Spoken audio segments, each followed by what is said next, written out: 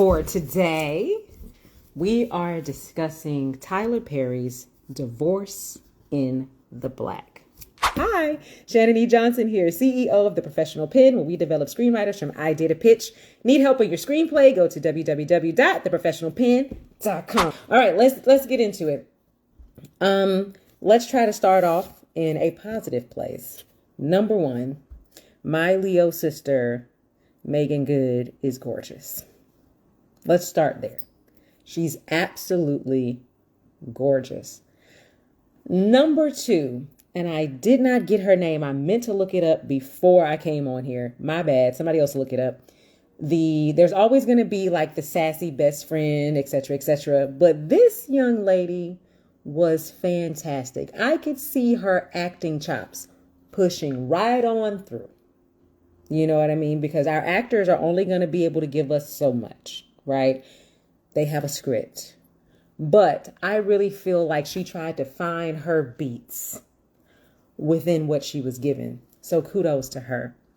Third, this young man, this jolly green giant of a little scrappy.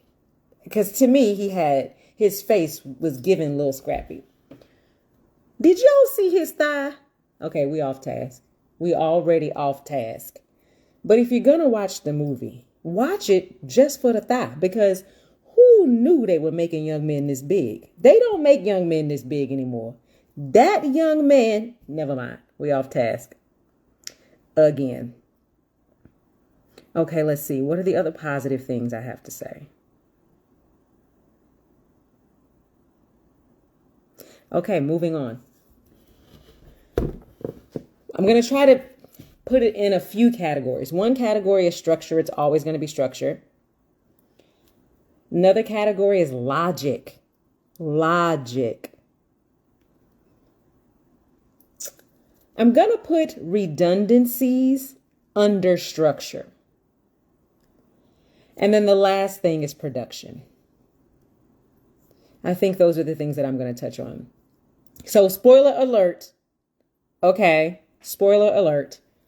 I'm going to give it all to you. So if you do not want to know what happens in this film, you should probably log off right now because I plan on saying all of the things. Okay. So one of my pen pals, Rudy, was watching it a little earlier and actually commenting on my post while she was watching it. And she said something that I felt as well. When the movie opens, it feels like we've been thrust into the middle of the film. It doesn't feel like a beginning, right? And, you know, there's a term for that. It's called in media res, which means we're starting in the middle. It's not necessarily a bad thing to start in the middle. But if you're in the middle of something, not in the middle of 3-act structure, but in the middle of something, in the middle of a scene, as in we didn't get here at the beginning of the scene, we got thrown into the middle. This felt like we got thrown into the middle of the story, not thrown into the middle of the scene. Okay, so I want to make that clear.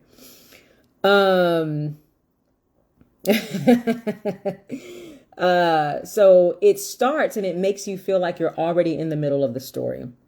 Now, let's just say we were just trying something new. You know what I'm saying? You know, like, hey, let's do something that other people don't do. Just throw the people in there without any setup. If you're going to do that, then you eventually have to come back to the setup, right? Because at the end of the day, we don't know these characters, so we're not invested in them. It doesn't matter what they're doing, right? If it feels like we didn't get to meet them in their normal, if it feels like we literally meet them at the inciting incident, then we don't have a reason to root for them to reach their goals, if there are any. There were none. So somebody just asked about the screening. So I went to a private screening and there were about 15 or 20 people there, right? And we did a lot of laughing, and this is not a comedy. So let's just put that out there. Okay. So anyway, let's go back to opening in a scene and in a moment that felt like we were thrown into their lives without getting an opportunity to get our bearings, right? So we don't have a reason to like, relate, or root for Ava. And Dallas seems one-dimensional unlayered, and just literally a caricature of what we assume an abusive person is. It's a bad guy that may have been written back in the day who used to do this, right? But it's 2024, and we understand that bad people are not actually bad people. They just make bad decisions based on the things that they've gone through.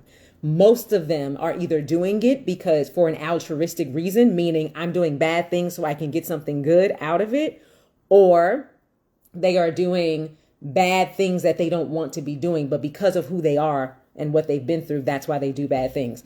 We can assume that's what was happening with Dallas.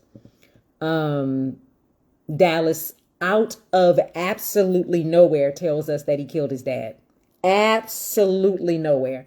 I literally did this in the theater like this. Where did that come from? Right? How did we get here? So that was supposed to be our moment of understanding Dallas and therefore relating to him. It's not enough because it came from nowhere, right? Because again, we were dropped in the middle. And I'm not saying we had to start at the beginning of their relationship. That's not what I'm saying. But I am saying we were dropped into the middle of something that's already very bad. And then we're given information from everybody. This is where the redundancies start. From everybody. That it's been bad for a long time and that it's been bad from the moment he came into her life. Okay. So with that information, he came into her life at 17. She's now 37. When she's 37, 20 years later, he just decided while he was sitting next to the toilet drunk that night to say, they made me kill my daddy. Are we to assume he's never been drunk before? What would make him give this information now? And if we're going to breadcrumb it, if we're going to say, hey, let's just throw out the fact that he killed his daddy. When are we going to get the full backstory so that we can empathize with him or sympathize? Because unless you've killed your own father, you can't empathize, right? But maybe we can sympathize if we really understood. So here's an example. Have you guys seen Jason's Lyric? If you've seen Jason's Lyric, there is an equally crazy bad guy, but we understand why he's crazy. Not only is he crazy because he had to kill his own father as a child, but he also feels like he's not his mother's favorite. So again, going to Boys in the Hood, right? Ricky is the favorite. Doughboy is not. We see this. We feel this. So even though we know Doughboy is a bad guy, we understand how he got this way because he's not the star of the family. Going back to Jason's Lyric, we understand how this man is jacked up in the head and why he acts the way he does. Not just because we got a flashback, because we don't get a flashback in Boys in the Hood. We learn in the present by how the mother talks to Doughboy versus how she talks to Ricky versus how she treats them and the things she allows Ricky to do that she doesn't allow Doughboy to do. The moment Ricky is shot, spoiler alert, if you have not seen Boys in the Hood, spoiler alert. The moment Ricky is shot, she blames Doughboy. He's been having that his entire life. Okay, we can see that by then. We don't need a whole monologue of this been happening my entire life. My mama ain't ever loved me. We don't need that. We can see in the action what their relationship has been and why he acts the way he does. Same thing in Jason's Lyric. We can see by the tension between mom and son and how the other brother, which is the loved one, is always trying to hold things down, right? That we understand why this man is crazy. We don't get any of that for Dallas.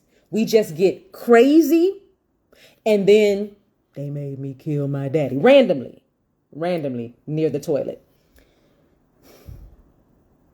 So if we go by the information that we are receiving from the moment that we get into the scene, is he and his 4 brothers, there are 5 of them. We're burying one at the top of the movie. There are 5 brothers and they've been wreaking havoc through this town their entire lives. A small town, which we are told within the first 10 minutes. It's a small town. So it's a small town. They've been wreaking havoc. Their mom is just as crazy as they are. and they've got a chip on their shoulder, and they believe that Ava, Dallas's wife, played by Megan Good, is always trying to embarrass them. And still now, a whole day later, I don't know why they feel this way. Other than the fact that when you don't come from anything and somebody else comes from something, you begin to project that they feel negatively about you. But I made that up. I don't have the evidence of it. This woman took her clothes off in the middle of the church at her son's funeral because she don't need no hand-me-downs from your grandmama.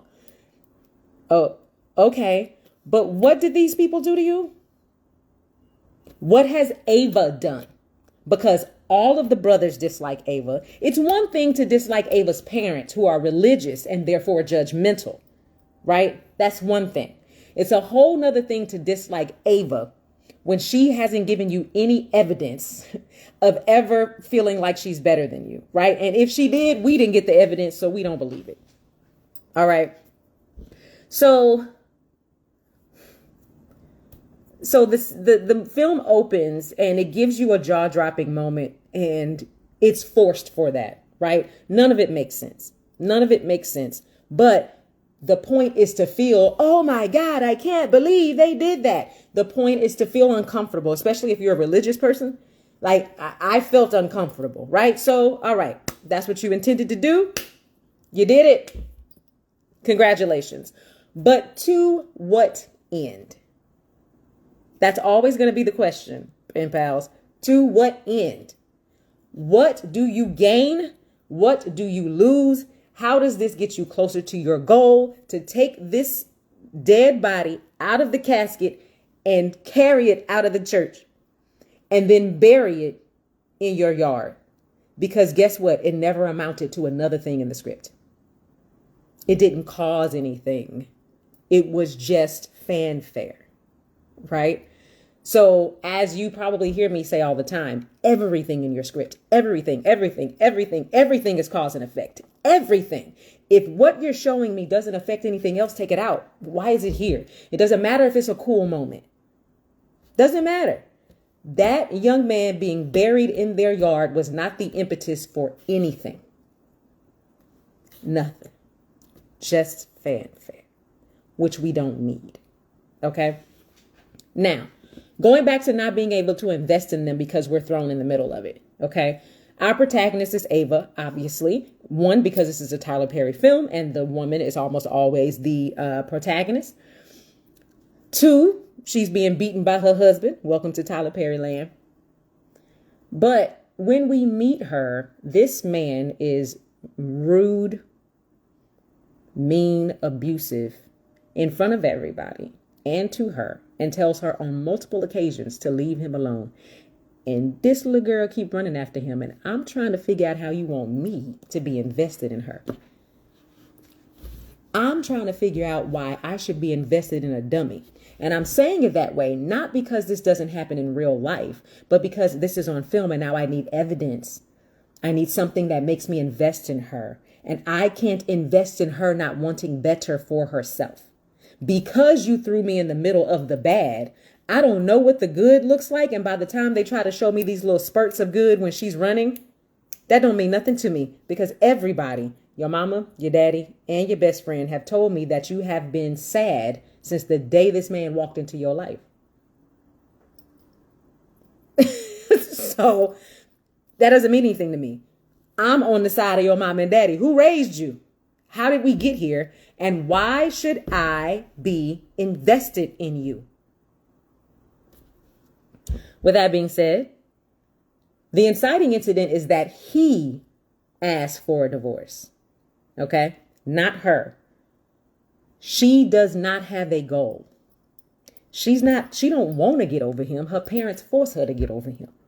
She wants to be with him. So what am I supposed to be rooting for? Her getting back with him?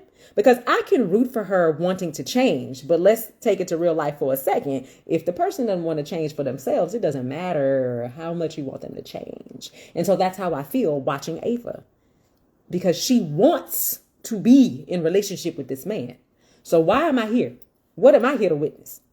Because she doesn't have any goals. Now, let's compare this to an earlier Tyler Perry film, Diary of a Mad Black Woman. Same thing. Abused woman. This man kicks this woman out her own house, baby, and she is holding on to him for dear life and begging to be in his life. Okay. And now we're all sitting there going, girl, if you don't get up and go get in this moving truck with Shamar Moore and his terrible wig, why is you running after this man? Right? We're all feeling that. But immediately after that, she decides, I'm going to change for me.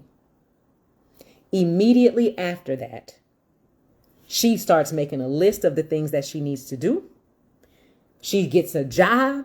She gets closer to her family. We are watching her physically try to get better. And when I say physically, I don't mean going running, because that's all Ava was doing, was going running, because she used to be a track star. Okay. All right. Ava went to her parents' house and heard the same conversation 3 times. Not once, not twice, but 3 times. Her parents said the same thing, not once, not twice, but 3 times. And I guess on the 3rd time, it meant something to her. And so she went running. And a week later, she was ready to be divorced. So we'll talk about redundancies. We'll never see a Tyler Perry script, and he's smart for that. But if you do decide to watch it, do me a favor. I want you to write down every time you hear a character say the same thing they already said. Every time. Because the amount of times Ava said to her parents, why are you doing this? In the middle of crying. The amount of times the friend said to Dallas, she didn't do that. It's coming from me. I'm telling you. The amount of times her mom and dad said, who raised you? We didn't raise you this way. God can fix it. The amount of times, right? And the structure is lacking because of those redundancies. So the story meanders. It's very monotonous. And as we talk about, 3-act structure looks like a roller coaster. It looks like this. It doesn't look like something crazy. Something else crazy, right? That's not what 3-act structure looks like. But because they're having the same conversation back to back to back, those of you who have seen it, because somebody said she was doing a lot of crying, 3 scenes back to back to back with the same conversation. She also has the same conversation with Jolly the Green Giant. She has the same conversation with him. I'm not ready for this. I told you I'm not ready for this. I'm not ready for this. This is my self-care season. And then immediately she says, I want you to sleep with me. I want to make love to you or something, she says. Now, I understand how penis can be a part of self-care. I understand. But I don't think that's what she meant when she kept saying, I'm not ready for this. And then for no reason, with no evidence, I guess because she went for a run, she was suddenly ready for everything the Jolly Green Giant had to offer. All of it. She was ready. And he says no because he's the smart one. He's like, I don't want to be a rebound. That's basically what he said. So then 2 scenes later, she's ready for a divorce, honey. She ready. She done signed the paper. Now, look, let me tell y'all something about setups and payoffs. Okay. In this meeting, she is signing these papers, and the lawyer says to her, not once, not twice, but 3 times, are you sure you don't want to have a lawyer present? Are you sure you don't want to have a lawyer present? Are you sure you don't want to have a lawyer present? And she literally has to say, no, I'm ready to sign the papers now. Let me sign the papers now. Let me sign the papers now. Let me sign the papers now. I need to get on TikTok. Don't they make money for doing that? I haven't figured it out, but so that to me says, ooh, something must be different in the papers that she doesn't know are there. Something, she is about to sign her life away. He about to win. Oh my God, don't sign the papers. She signed the papers and guess what came of it? Nothing. It was inconsequential. Nothing came of it. Ah! As soon as she signed the papers, Dallas changes his mind and says, You see how happy she was to get that divorce? Now, wait a minute. You wanted the divorce. Okay, let's go back to Jolly Green Giant. So now that she's divorced and they have a divorce party for her and Jolly Green Giant is there and Dallas's homeboy is there and then it's a bunch of male strippers. Now, I don't know why these men are in here.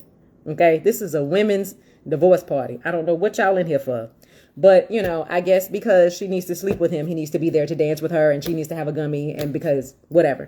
So then they go to the house and she says, well, I want you to know that this is, you know, just a fling. It's just a sex thing because I need self-care. And then from that point on, we see her every scene she in, he in.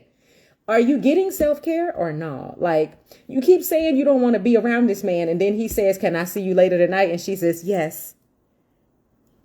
And then she says, well, I just want you to know I need time for me. And he says, I'm not letting you go this time. And she says, okay. So what are we rooting for right now?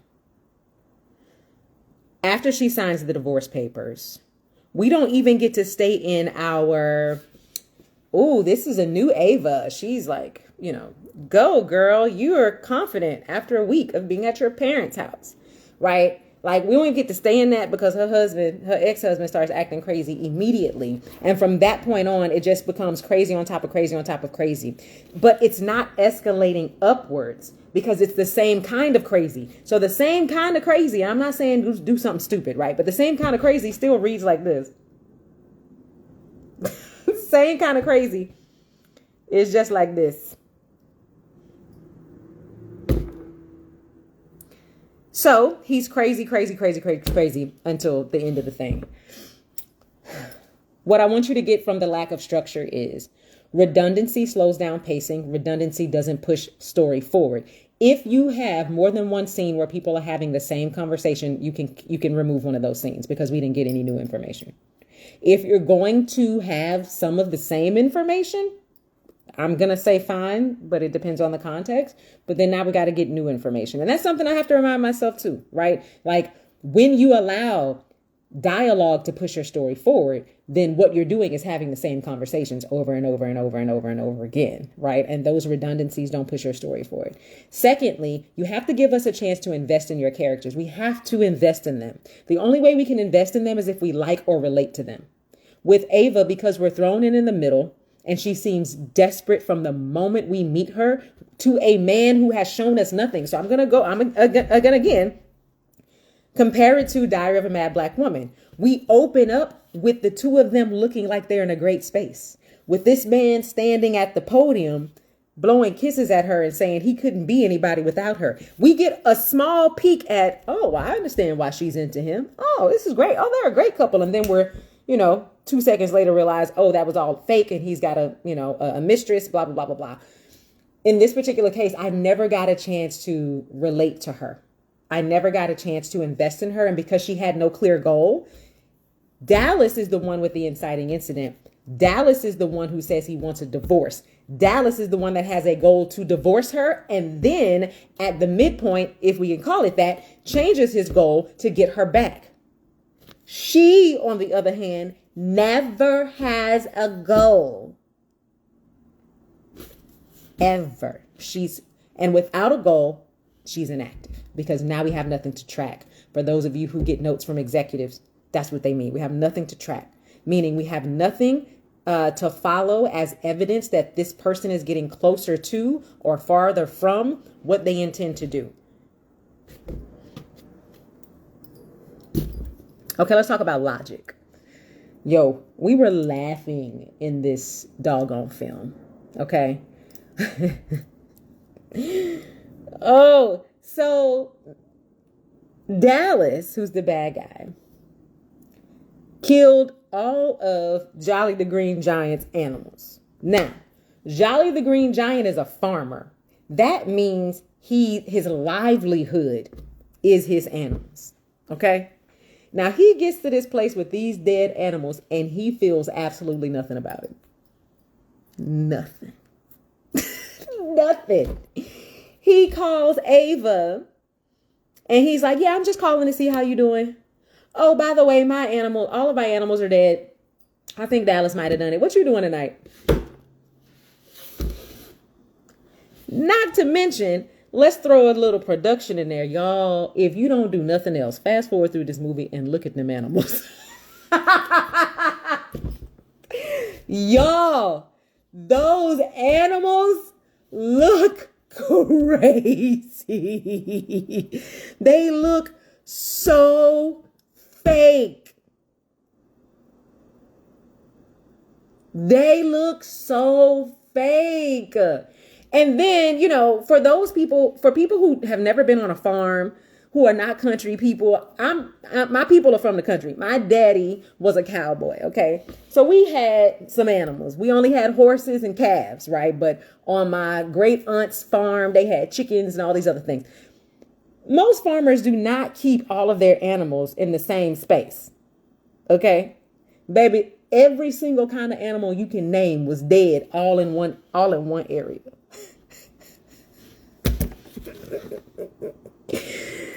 Oh, I mean, every animal. Lord have mercy. And then they kept showing it like, yo, can we get a frame without the animals? Because I can tell that they're not real.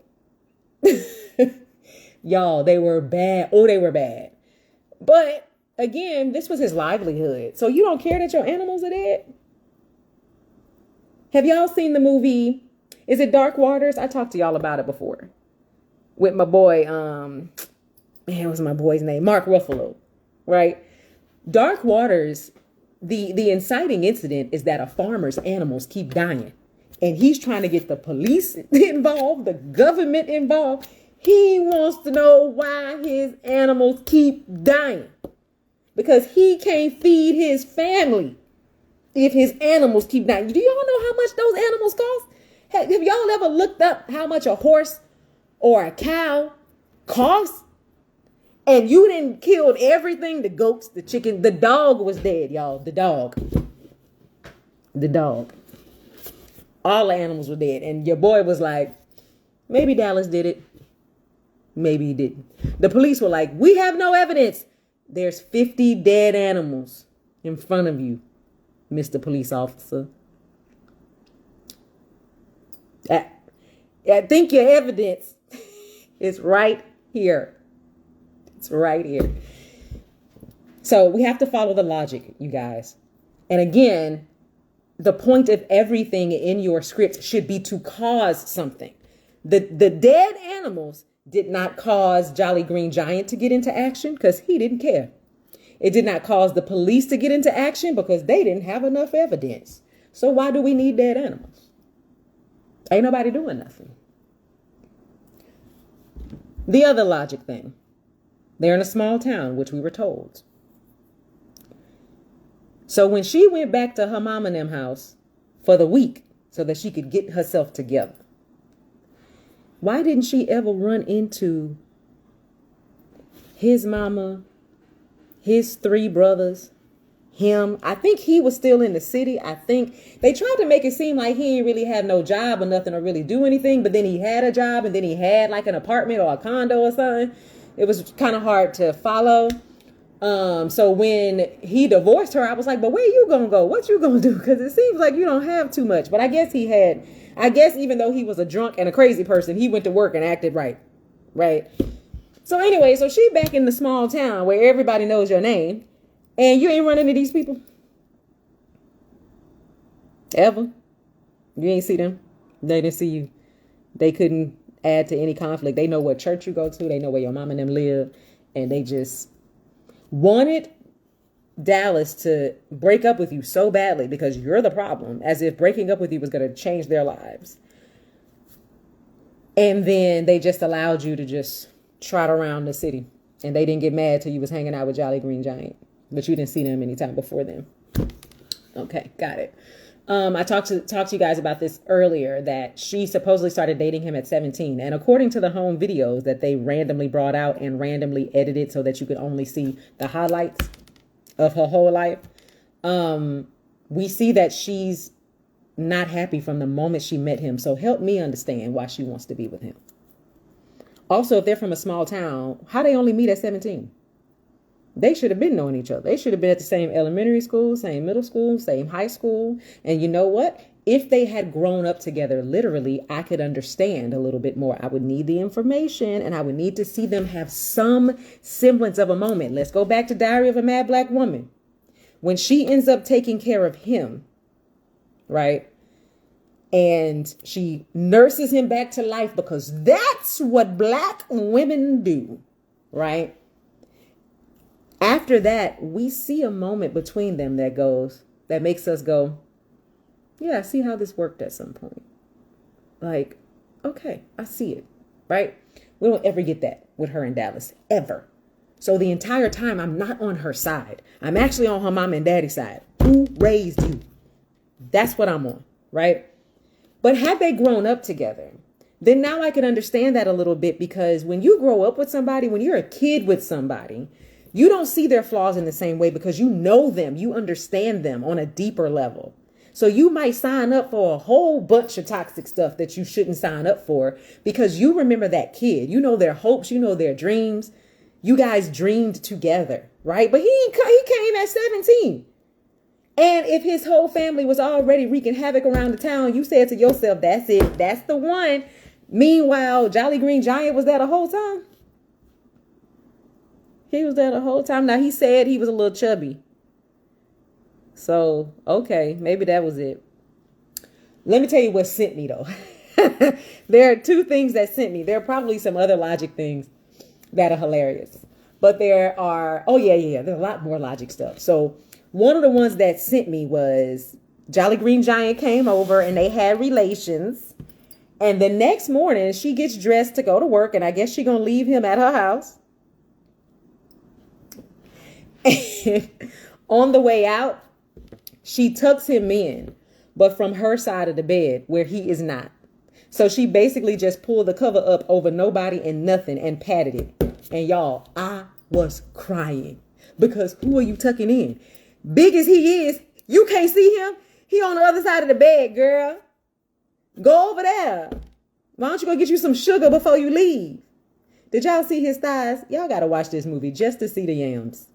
The yams. We're off task again. But the way she patted that bed to tuck him in and he wasn't even on that side of the bed, child, that threw me. The other thing that threw me was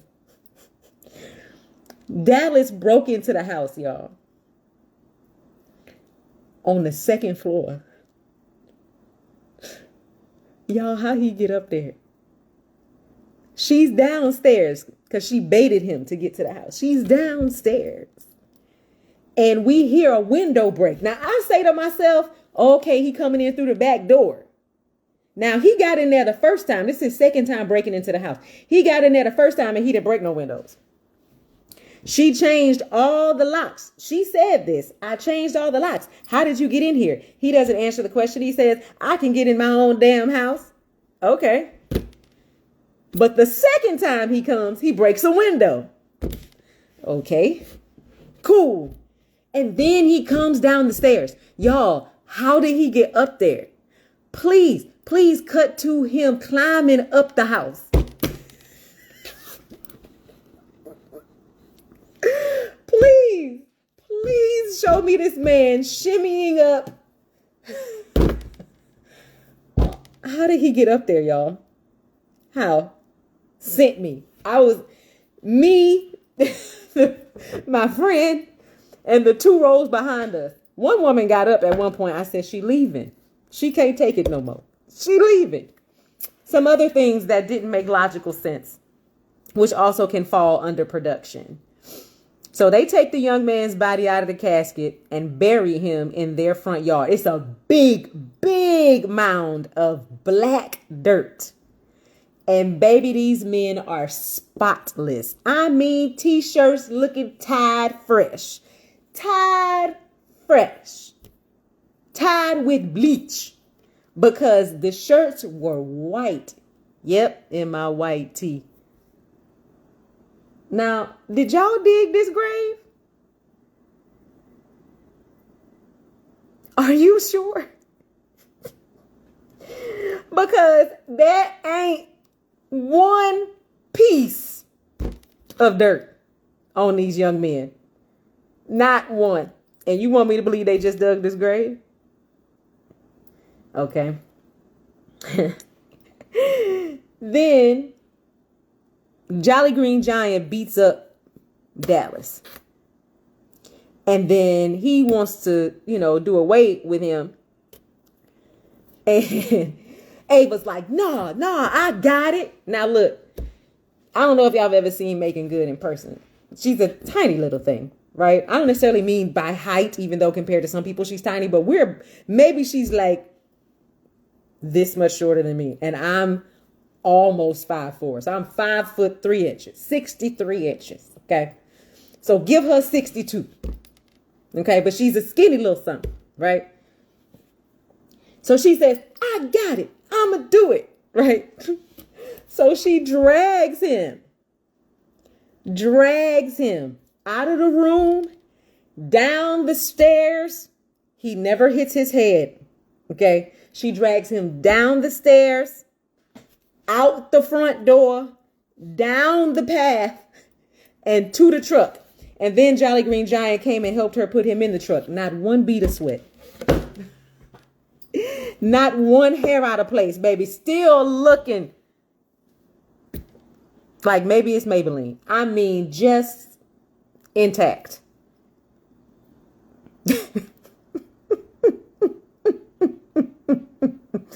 Now, Corey Hardwick looks like he's just a regular sized man, right? He's not Jolly Green Giant by any means, but ain't no way that girl pulled that man all the way out of her room upstairs, down the stairs, without injuring him further. Okay. Out the door, down the path. No sweat. Okay. Matter of fact, she still went to work in that same outfit. Speaking of work, Dallas brought himself up to that job more than once. And not once. They worked at a bank. Okay. Not once did security come. This is a bank. This man is in here being loud, cursing people out, threatening people. Where is security? Where? Security never came. An old girl who I really, really liked. I can't even think of her name in the movie. Ooh, that's bad. Old girl who I really, really liked had a husband. And she was always telling him to do something. Girl, what is he going to do? Okay? Because he has the same 5 lines every scene. I'm telling you, watch the movie and write down his lines. And then just listen to him say it again. Every time y'all see him, he's just going to say the same thing. Again, and again. He going to say the same thing. Okay? So what is he going to do? She started making me mad, asking him, well, what you need to do something. What do you want him to do? He's not going to do anything. I know it. He knows it. Why don't you know it? There's no budget for security. They spent it on the wigs. Because I'm going to tell you something. Megan Good said, y'all ain't about to have me out here looking crazy. She brought her own wigs. You can't make me believe that wasn't her wig. You can't make me believe it. Because her hair was in place. You hear me? Now, Corey, I don't know if they put that wig on him or if they told him to grow his hair out. But I was like, why is he looking like one of the Temptations? Why is he looking like ain't nobody came to see you, Otis? Why does he look like this? I don't understand. It's like Tyler Perry is the people's champ when it comes to blue collar men, right? If there are blue collar men out in the world who don't feel appreciated, Tyler Perry appreciates you. Okay. He is going to place you on a pedestal, That's great. But at the same time, he hates y'all because these wigs that he gives these young men in these movies, why are you trying to make him not appear handsome? Can't he be blue collar and handsome? Are we asking for too much? I don't think so. I don't think we're asking for too much. But you didn't put a terrible wig on Shamar Moore. You put a terrible wig on Boris Kojo. You putting this terrible wig on Corey. What is... Now, he didn't dare do that to Idris. If he'd have put a terrible wig on Idris, I swear. Okay? I swear. Oh, okay. Let's see. What other logic things were happening in this film? Oh, child. So the small town, the small town is an hour and a half away from Atlanta.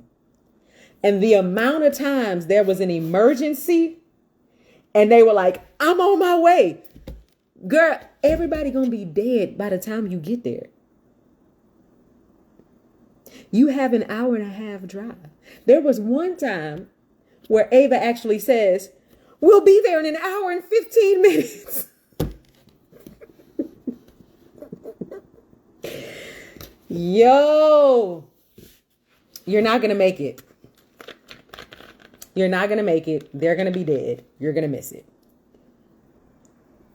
When Dad found out that Dallas had showed up to the house while Ava was having relations with the Jolly Green Giant, he jumped in his truck. Dad, you finna drive an hour and 30 minutes. By the time you get there, that young man is not going to be there anymore. What are you going to do? Then we come back and Dad, still in his blue jean jacket, has put up cameras and changed the locks around the whole house. Like this, dressed like this. You not hot? No sweat. I also feel like they tried to make Richard Lawson unattractive and just something you cannot do with that man. That wasn't his stomach. It looked like a pillow. And the reason I say that is not because he's not allowed to have weight on him, but it just didn't match any other part of his body. His legs weren't big. His hips weren't big. His shoulders weren't big. His arms weren't big. His face wasn't big. And then he just had this square happening around his midsection, a square. Right? And why, Lord? Exactly, China. Why? Why would you do that to Miss Tina's ex-husband? Nobody asked you for that. But again, that's what I'm saying. See, he was a preacher and a farmer. So we're going to put him also in a, blue collar area, even though as a farmer, you are an entrepreneur, right? But there go Tyler Perry. He say, we ain't going to let this man come in here and be sexy. Now, he allowed the Jolly Green Giant to be sexy. He allowed that. So we appreciate him for the yams. I mean, I feel like there could have been a scene that was just the yams. So anyway, we off task again. I don't even know how old that young man is. Let me stop. What else happened in the film? The end was predictable. We all saw it coming. We all saw it coming. Okay, so then let's learn from this, right? Let's learn from this. Not from not making it predictable, but let's learn what made it predictable, right? Well, what made it predictable is this is the format of this kind of story. Woman abused by husband, abused woman becomes confident, kills abusive husband. So we already know that's going to happen. How did we know it was going to happen? Was Daddy brought over guns to the house. That's your setup. Now, if she didn't use one of those guns to kill that man, we would not have had a payoff. And then I would have said to myself, why do we need these guns? But we need them because she's going to use them to kill him. So we all see that coming. Now, going back to redundancies, the amount of times she said to Dallas that sex with the Jolly Green Giant was better. The amount of times. Like that was the only thing that she could use to really push him over the edge. Right? Very redundant. What else? Then at the end, one of the other brothers randomly got shot or killed or something. Who cares? We don't even know what happened to him. We haven't even been following them. Now, see, this is why you couldn't afford security. Because you got 4 brothers that we're not using. This is another thing to think about. With that being said, I love TV shows and movies about large families. I love watching dramas and comedies about adult siblings. I love it. Okay. So I'm not saying you cannot have a cast of siblings that's 5 or 6 of them, but all of them have to add something to the story, or you don't have no business paying them every day. Why are you paying them to be here? Why? Well, he's probably not housing them. They're probably local to Atlanta, right? But you're paying them and you're feeding them for what? They're not adding anything to your story. Him having 2 brothers is no different from him having 4, because we're not following them. At the end, when they were in the hospital, I didn't even know what they were there for. And somebody said something about the baby brother got shot. Now, we just saw Dallas get shot. That's not who y'all talking about. Y'all talking about somebody else? Which one of them? I didn't even remember that young man. I didn't even remember him. The light-skinned one with the twist. We ain't seen him since.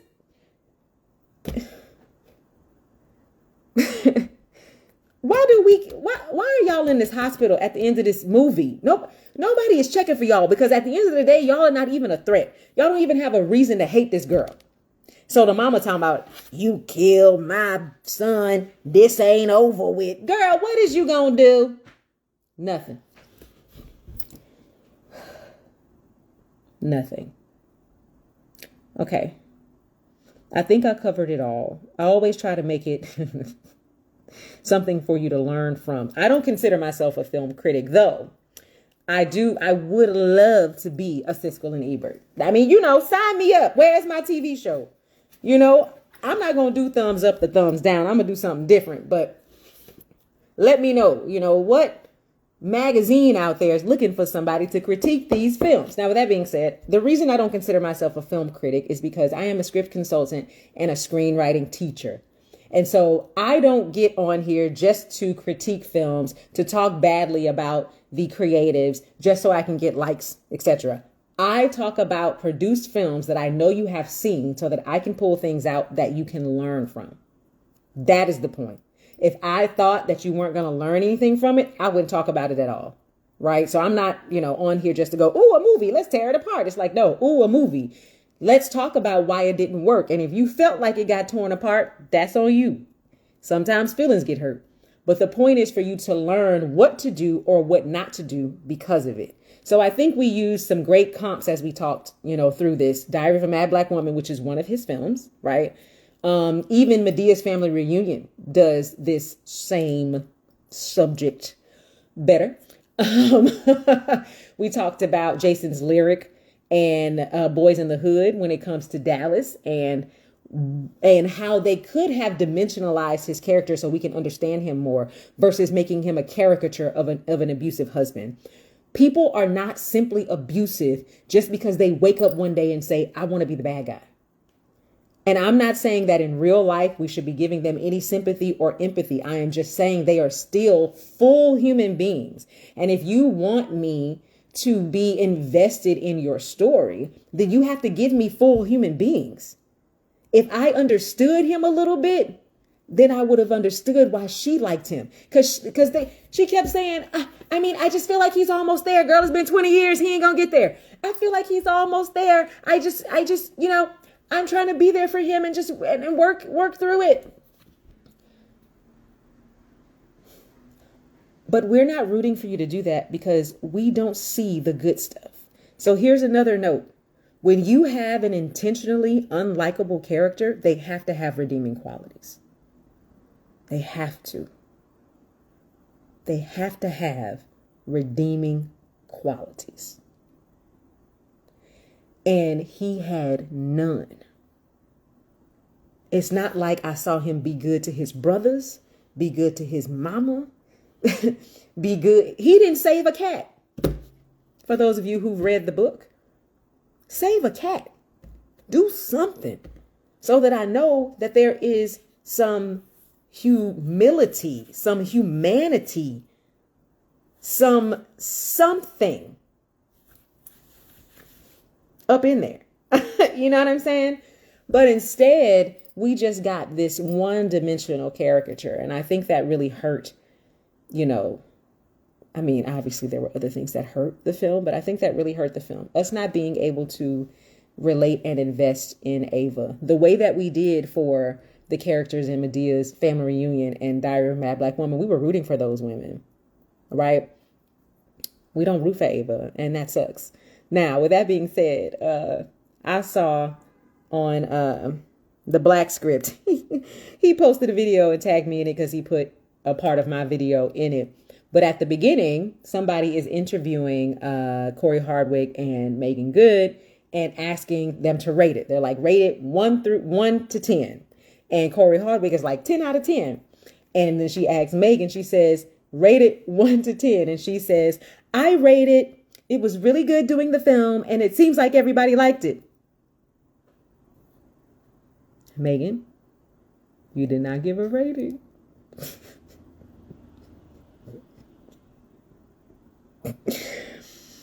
She gave a politically correct answer. She gave a politically correct answer. All right. So before we jump off, does anybody have any questions about anything? I don't even know what time it is, so I don't know how long. Baby. Okay. And the thing about it is, I'm not mad at actors because it's hard out here, especially for Black actors. And I mean that simply because the amount of production that happens that are seeking Black actors in general, like no matter what level it is, it's just not as many, right? And so there are so many people who want to be actors. And in order to be a working actor, you have to be working. So even though I saw Mea Culpa and I was like, so Megan, you watched Mea Culpa and then signed up to do this movie? Now, who knows when she signed up? She might have signed up years ago. You know what I mean? But at the end of the day, hey, you got to get your check. We're all out here working. The same is true for writers. There are writers writing on shows that they think are stupid, but they need a check. So they're there. You know what I'm saying? They know it's bad, but they're showing up to get their check. So I'm not mad. I'm not mad. Yeah, exactly. She said a lot of actors say that TP pays them what they're worth. So it's like, I'm not mad at the actors because it's almost never the acting that's the problem. Almost never. Every now and again, you know, you get a script that's overly dramatic and then an actor just takes you all the way to the drama. They just go. But for the most part, he hires people who try to ground it. You know what I'm saying? Like, I think Megan did a fantastic job at what she was given. You know what I'm saying? She did her part, you know. But they have he already got another one coming out. I think Taraji's in it. So I guess we'll be having this conversation again. If you could add or remove a scene to ground the story a bit more, what would it be? Baby, oh my gosh, I would have lost, like, if I had a chance to see that script, we'd have a page 1 rewrite. Because there is no clear setup. The inciting incident is about him, not her, and it should be about her. Maybe if the normal was set up better, then I would feel that it was about her, like in Diary of a Mad Black Woman, right? He's the one who kicks her out, and now she has to rebuild her life. But Ava doesn't have a life to rebuild. She needs to get over a very terrible person. But I'm not invested in her doing that because I don't understand why she was with him in the first place, right? So we have to start over because she needs a clear inciting incident and clear goals and clear motivations and clear steps that we can track to actually getting better that don't include sitting around and crying and running. That girl, never mind. Where in their lives would you have started? Good question.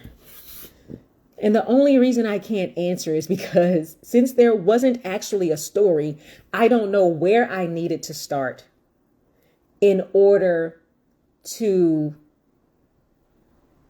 make an inciting incident. Let's say again, it's him saying, I want a divorce, right? I don't know where I need to start in their lives because I'm not going to start in a good place because they're in a bad place. But again, even if he just would have used his old model of Diary of a Black Woman, just show me what she likes about him. Show me that he has a tender moment. Show me that there's something that she's holding on to for whatever reason. Because when this movie first comes on, I'm telling you, in the first 15 minutes of the movie, he curses her out and tells her to leave him alone at least 5 times. And each time she get in her car and drive to the next place that he is. Baby, my locks would have been changed. You know what? Never mind, because I wouldn't have been with that man in the first place. Because I know who raised me, child. So I'm not sure where I would have started. Even if I would have started in the bad, this changes the story. But I would have started in the bad and her realizing that it's bad. She never realizes that it's bad. It isn't until her mama reads the letter that her best friend wrote and her mama says something to her about it that she's like, oh, I guess it was really bad. Girl, you didn't know that was bad? So it's kind of like, I can't remember. I think in the movie Enough, I think it starts with their love story. So that's not a good example. I was going to say it starts with her already realizing something is wrong, and then we go back to see their love story. But I think it starts with their love story. So we see how they fall in love, and then we see when he suddenly turns into this bad man. Oh, sleeping with the enemy. Come on, comps. Sleeping with the enemy. When we meet her, she knows it's bad. But her goal is to get out. See, Megan don't have a goal. See, she's with him, doesn't know it's bad, and has no intention of leaving. So when he divorces her, she's just stuck. Sleeping with the enemy, he's bad. She knows he's bad, and she on her way out. So I'm invested in her getting out.